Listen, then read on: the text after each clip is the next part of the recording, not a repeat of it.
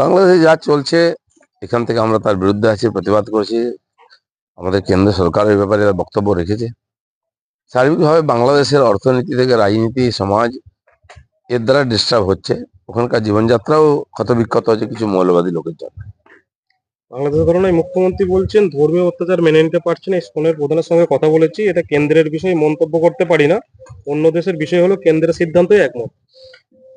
ঠিকই আছে, কিন্তু যখন ওখানে আন্দোলন চলছিল, হাসিনা সরকার সে আন্দোলনকে দাবাচ্ছিল, তখন উনি বলেছিলেন যে কেউ এলে এখানে শেল্টার দেবো। আর যখন হিন্দুরা অত্যাচারিত হচ্ছে তার পক্ষে কেন বলছিলেন? তখন ইন্টারন্যাশনাল হয়ে গেল। তখন তো ঠিক দাঁড়িয়েছিলেন ওখানে উগ্রপন্থীদের পক্ষে, যারা অত্যাচার করছিল। যেই লোকগুলো ওখানকার প্রাইম মিনিস্টারের বাড়িকে লুট করেছে, সংসদ ভবনকে ভেঙেছে, তার পক্ষে কথা বলেছেন।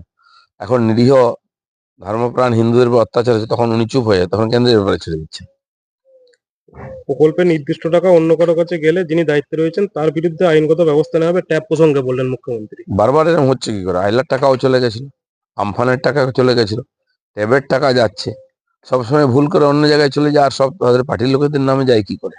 দায়টা তো ওনাকে নিতে হয়।